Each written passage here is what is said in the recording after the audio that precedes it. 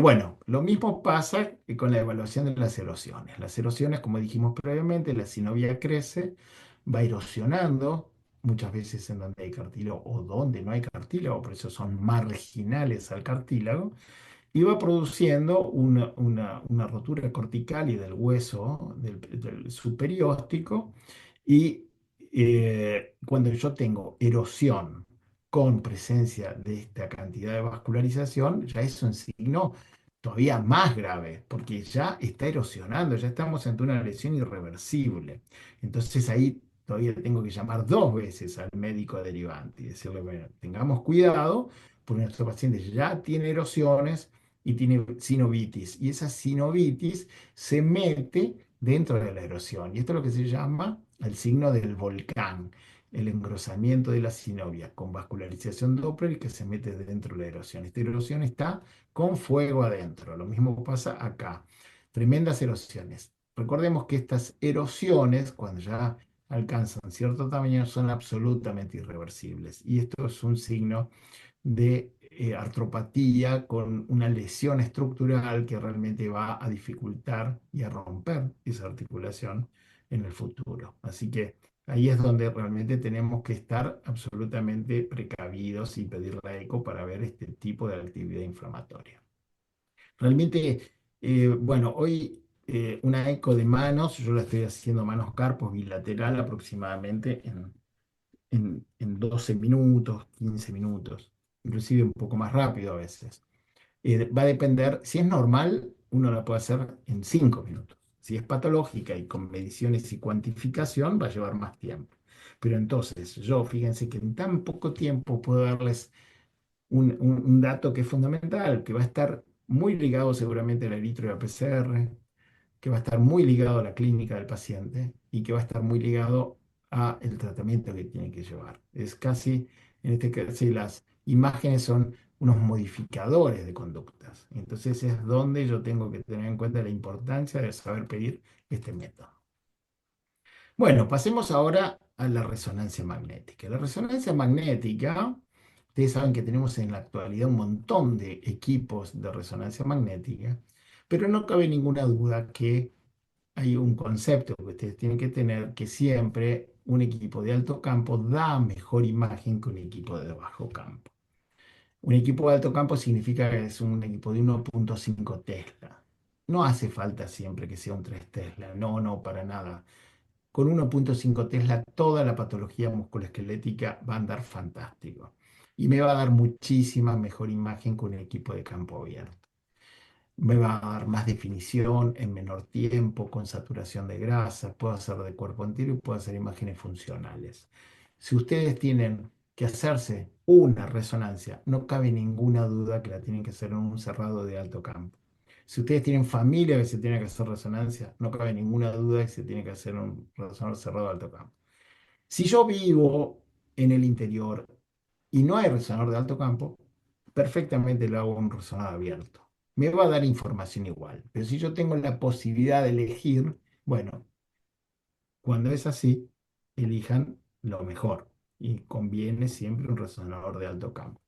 Si yo tengo claustrofobia, perfectamente la tengo que hacer en un abierto, ¿eh? O por ahí algunos chicos de más de entre 6 y 8 años, en un abierto perfectamente lo van a poder hacer sin problema. Aunque hoy, por ejemplo, hicimos un chico de 6 años para una resonancia de caderas y perfectamente no tuvo ningún problema en hacerlo en un cerrado. Eso es medio aleatorio.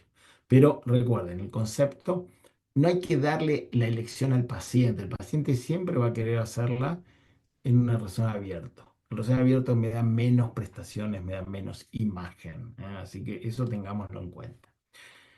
Pero no solamente va a depender del resonador, sino también de las características de ese resonador. Ustedes saben que cuando uno compra un resonador, compra lo básico. Es como comprar un auto con ruedas y con limpiaparabrisas. Si yo quiero aire acondicionado, ya tengo que poner unos pesos más.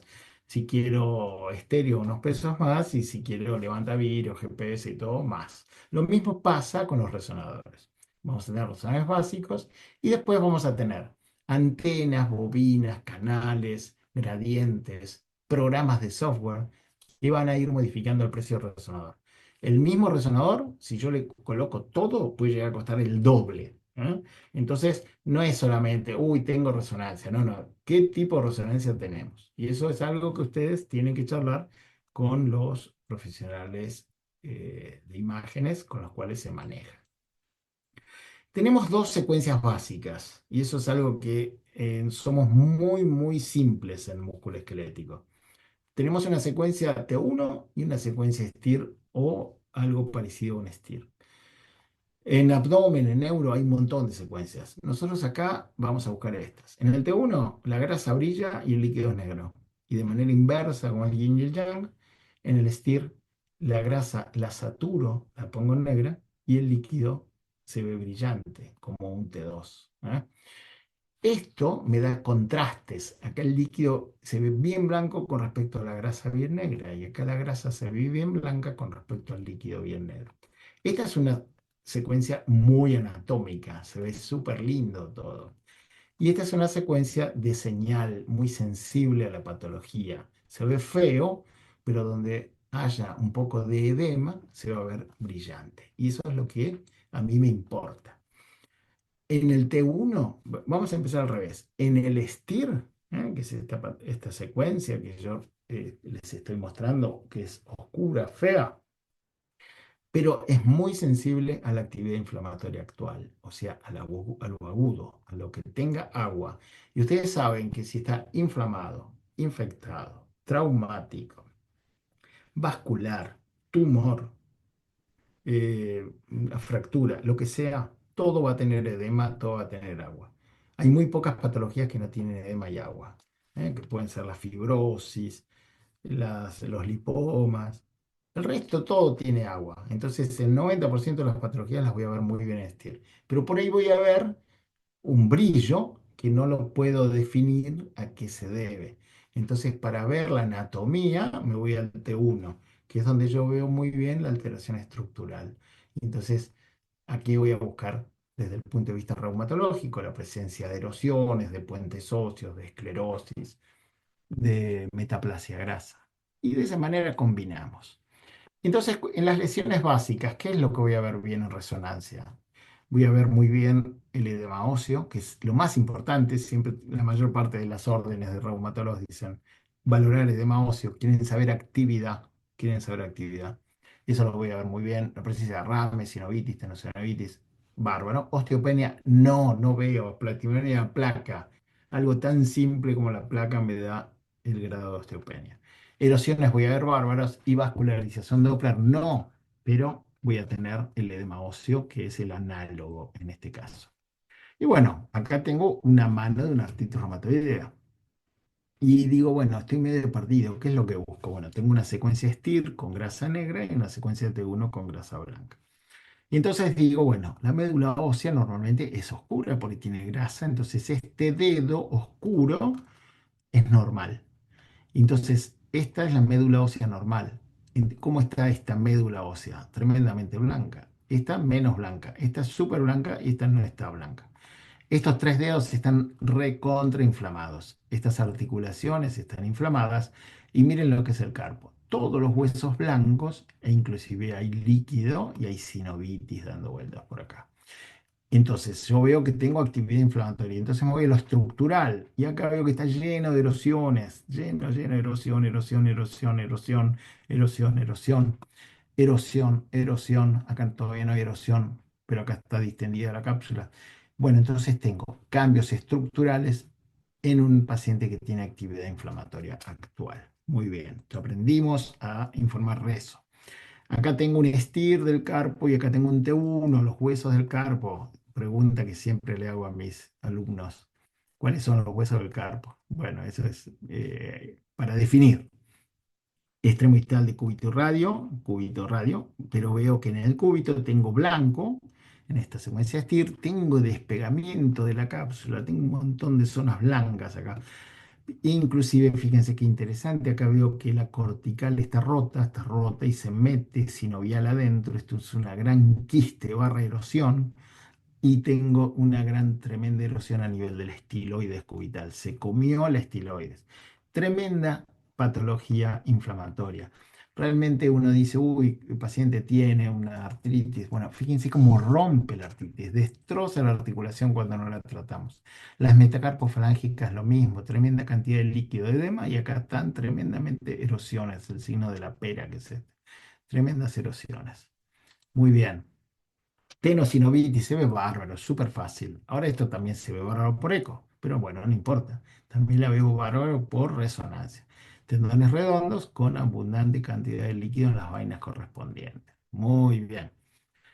En este caso veo muy bien las entesopatías. Este es un paciente de 39 años con talalgia y acá veo muy bien que tengo un espolón grueso, heterogéneo, irregular. Tengo un haglund, que es este pico que sale para arriba. Tengo erosiones y tengo un engrosamiento de las partes blandas y pérdida de la grasa de Cajer. Bueno, al paciente le duele, no cabe duda de que tiene alteración, pero digo, ¿qué es lo que le está pasando? Y la resonancia me marca muy bien que tengo una tremenda edema óseo en el calcáneo, en esta zona de acá, asociada a las erosiones, o sea que acá tengo una entesitis activa, tengo una bursitis retrocalcánea, y todo sumado a la zona de inserción del Aquiles, así que acá tengo una entesitis. Sin embargo, este espolón óseo, que está aquí abajo, no tiene edema, entonces esto es viejo. Esto es muy característico de algún tipo de artritis, como por ejemplo son las artritis reactivas, que dan mucha afectación y de repente dan espolones muy gruesos, irregulares y heterogéneos. Entonces, un poco para ir redondeando, si ustedes tienen un paciente con sospecha de patología en manos con dolor, el ideal siempre es comenzar con una placa de ambas manos y con una ecografía. Si esa ecografía responde todas mis preguntas y me da con certeza y con confianza que ustedes le tienen que tener a vuestro radiólogo, la posibilidad de decir, bueno, mi paciente tiene o no tiene actividad inflamatoria, ahí hago el stop y no pido más nada. Si realmente yo no puedo hacer una ecografía, y bueno, ahí sí paso a la resonancia magnética, porque la reso es la que me va a dar, en ese caso, que es negativa la ecografía, el testimonio final. Así que de esa manera yo más o menos tengo que seguir este tipo de algoritmo. Va a depender, como dije al principio, de que tengan en donde estén ejerciendo un ecografista de confianza y un buen equipo de resonancia. Veamos para ir terminando las seronegativas, o sea, las del esqueleto axial. Recordemos que son enfermedades, un grupo de enfermedades genéticamente ligadas, anticuerpos de superficie, con un dolor lumbar inflamatorio que es muy característica, que se diferencia del dolor mecánico, asociado a sacroileitis y espondilitis, entesitis, o sea, periférico, y artritis también periférica. Entonces tengo dos componentes periféricos y dos componentes axiales centrales. Y que puede haber manifestaciones extraarticulares, como el ojo rojo en la uveitis, uretritis, diarrea y otras alteraciones asociadas. ¿Y cuáles son las clásicas? Bueno, hoy en día son todas las espondiloartritis axiales y periféricas, pero antiguamente se las diferenciaba como espondilitis anquilosante, psoriástica reactiva, antiguo Reiter, asociada a enfermedad inflamatoria intestinal o artritis indiferenciadas, pero hoy más las conocemos como la espondiloartritis axial y periférica. Y entonces siempre decimos, bueno, ¿qué hacemos? ¿Radiología o resonancia? La radiología me va a dar muy buena imagen, como por ejemplo la presencia de erosiones, esclerosis e irregularidad de las superficies articulares.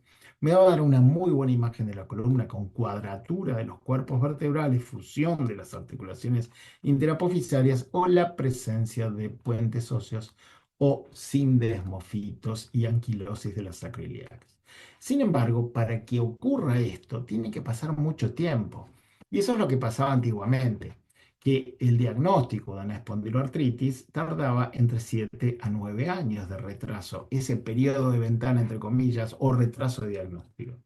En la actualidad, esto no pasa gracias a la presencia de la resonancia magnética. Sin embargo, nosotros tenemos que tener en cuenta que estos cambios radiológicos se producen y tenemos que nuevamente tratar de llegar cuanto antes al diagnóstico para evitar que el paciente caiga a una patología estructural grave. Y la resonancia nos da cambios inflamatorios estructurales en médula ósea subcondral que no se ven con la placa. Y esto fue una de las afirmaciones de Maximovich en el 19, que todos la sabíamos, pero que, bueno, ya quedaron marcadas gracias a este gran reumatólogo canadiense, que él siempre se ha dedicado también mucho a la unión de la clínica con las imágenes. Y nosotros como radiólogos, ¿qué tenemos que hacer? Primero, diagnosticar o ver cuál es la alteración que se produce. El edema óseo lo vemos fácil. Todo el mundo ve que acá hay algo blanco en un fondo oscuro. Pero el gran problema es caracterizar esta imagen blanca con fondo oscuro a qué se debe. Y ahí entramos con la experiencia del radiólogo y a saber hacer los diagnósticos diferenciales.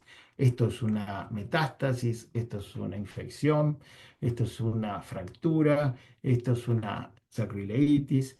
Bueno, ahí está la importancia del radiólogo amigo. Y yo también puedo cuantificar. Antiguamente usaba el leve, moderado, grave y hoy cuantifico con números, directamente como vamos a ver ahora. Y recordemos que hay protocolos que son muy importantes. Hay que leer muy bien la orden médica y hay que escribirla bien. No es lo mismo pedir un sacrocoxis que pedir una sacroilíaca. Acá es traumatismo y la patología está acá abajo. Esto es una fractura sacrocoxigia que duele mucho. No es lo mismo pedir un pie por un neuroma de Morton que por una fascitis plantar distal, perdón, distal no, proximal.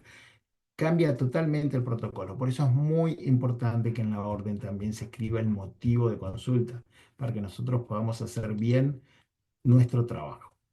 Y bueno, en la columna, por espondiloartritis, también vamos a ver las mismas patologías que veíamos antes. Vamos a ver edema óseo y vamos a ver cambios estructurales.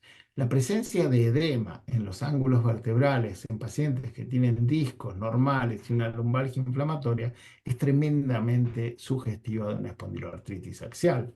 Y la presencia de sindesmofitos con esquinas grasas en un paciente que tiene una espondilitis inflamatoria, también una lumbalgia inflamatoria, también es sugestivo de este tipo de alteración. Pero también tenemos que hacer bien el estudio. En este caso vemos que una columna dorsolumbar, que un paciente tiene 32 años, y los discos están bastante bien. Por ahí tengo alguna deshidratación discal, algún engrosamiento, pero no hay una protrusión herniaria severa. Sin embargo, cuando yo hago bien el protocolo y me voy bien a los costados, veo que hay edema óseo en los ángulos posterolaterales. Y esto es muy característico de la espondiloartritis. Por eso también, además de hacer bien el protocolo, también hay que ver muchas veces muy bien la columna dorsal, que es donde se va a focalizar la mayor parte de los cambios inflamatorios en columna. Pero un punto clave son las acroilíacas. Las acroilíacas son la regla de alteración de una patología axial, sea tanto por psoriasis como intestinal, como por espondiloartritis axial, antigua espondilitis anquilosante. Y como vimos antes, la actividad inflamatoria me va a estar dada por el edema óseo y las lesiones estructurales por la erosión, siendo la principal, lesión grasa como metaplasia grasa, la esclerosis, anquilosis, puentes óseos o lo que se llama el backfill, que es grasa dentro de una erosión de tipo reparativo. Y estos son criterios clasificatorios y también en la actualidad diagnósticos para llegar a tener un diagnóstico de certeza en una espondiloartritis. Ustedes saben que tenemos el HLA-27 en la clínica más las imágenes. Las imágenes tienen un rol muy importante, más en nuestra población, en donde el HLA-27 no es tan sensible o específico. Y bueno, y es así como yo veo que hay erosiones, hay pérdida del hueso, como lo que estoy viendo acá. Esta es una gran erosión, esta es una gran erosión, y esta erosión están asociadas a tremenda cantidad de edema óseo. Este edema es totalmente distinto al edema que se ve en los pacientes que han corrido una maratón, en un paciente que ha tenido parto, en un paciente que tiene una fractura por estrés. Este es un edema inflamatorio y márquenlo y recuérdenlo. Y muchas veces, una vez que se va la inflamación, viene la grasa. Recuerden que siempre en toda patología, primero es edema, después grasa y después esclerosis. Lo mismo pasa en columna. Acá se fue el edema, vino la grasa y después, cuanto más grasa, más posibilidades va a haber de anquilosis. Acá veo muy bien que hay erosiones, ¿eh? y está esta metaplasia grasa. Esto es bien característico de cambios estructurales de una sacroileitis. El año pasado o el anteaño pasado, no recuerdo cuándo, escribimos con el doctor Teo Martín Noguerol un artículo acerca de la cuantificación directa que nos pueden dar las nuevas herramientas de resonancia con diferentes secuencias de las distintas alteraciones. Yo hoy puedo cuantificar de manera directa en un punto qué cantidad de edema hay o qué cantidad de grasa hay y no usar métodos semicuantitativos.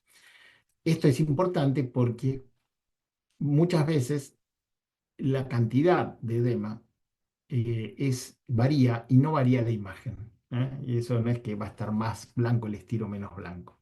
Va a haber un estiro blanco, pero yo puedo cuantificar la cantidad de agua que hay dentro de ese STIR con estas secuencias T2 mapping.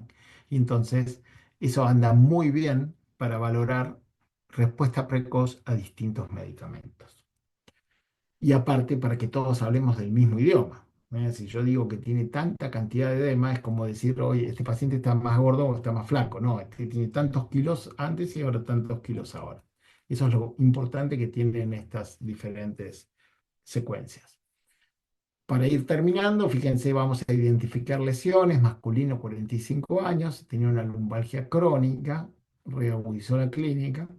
El traumatólogo nos solicita una resonancia de columna y nosotros completamos porque vimos patología que no correspondía. Y entonces acá, ¿qué es lo que veo? Fíjense qué interesante. Veo que hay edema óseo, o los shining corners o las epifisitis antiguas. Veo que hay edema en el ligamento longitudinal vertebral anterior. Veo que hay edema en las entesis a nivel de las espinas, de la apófisis espinosas o de el hueso ilíaco en la esquina posterior superior o en el hueso sacro en las esquinas inferiores donde se inserta. Entesis es sitio anatómico de inserción del ligamento, músculo o tendones en el hueso. Ahí se produce tracción mecánica y eso produce en algunas patologías reumatológicas inflamación. Ahí eso es lo que yo veo.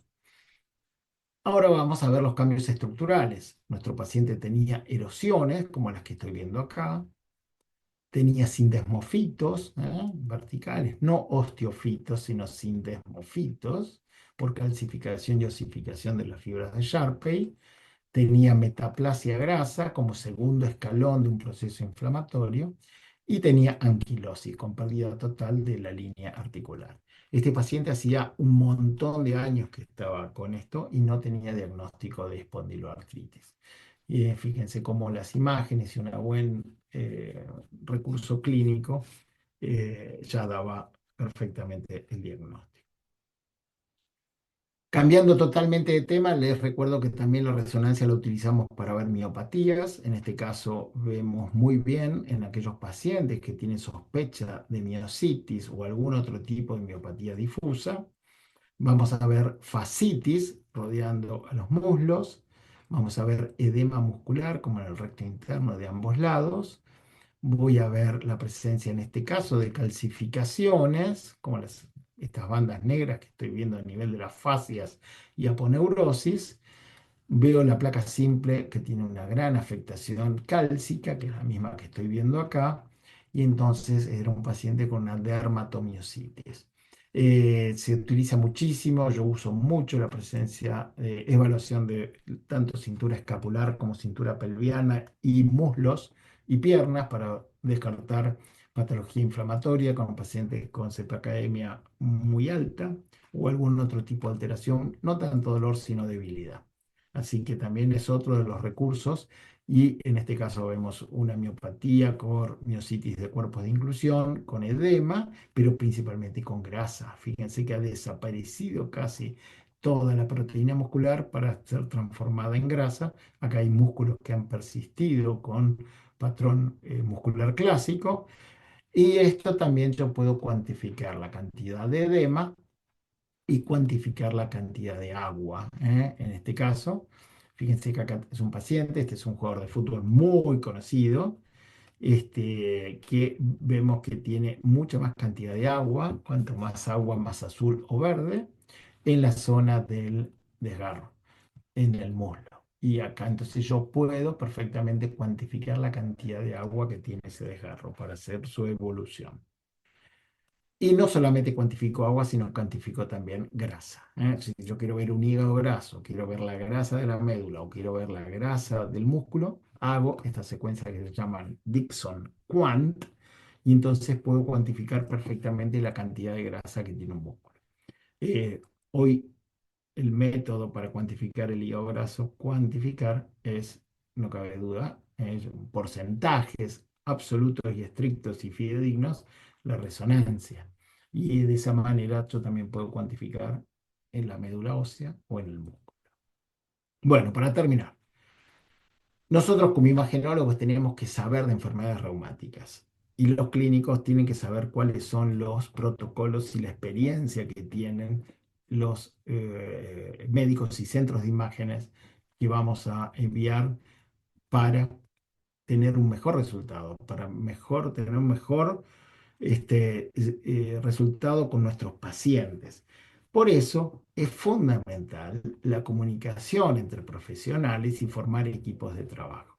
Nosotros tenemos la suerte acá en Buenos Aires, yo tengo la suerte enorme de ir a muchos centros de reumato como el IREP, el Italiano y otros centros con los cuales tengo excelente amistad y trabajo profesional con ellos. Y siempre nos estamos derivando pacientes y charlando acerca de pacientes. Yo he aprendido de reumato gracias a ellos y yo espero y sé que han aprendido algo de imágenes conmigo. Y eso es fundamental. No solamente tener profesional amigo para pedir turnos antes, sino para entender mejor la patología. Así que bueno, ha sido realmente un placer poder compartir nuestra experiencia. Este es mi email, cosa que necesiten con respecto a imágenes y a datos o si tienen dudas con respecto a imágenes de ustedes, me piden, no hay ningún problema y les comparto los dibujos de mi hija con respecto a ella le encanta dibujar y Ah, aquí tenemos hermoso. de Lourdes. Así que bueno, muchas gracias.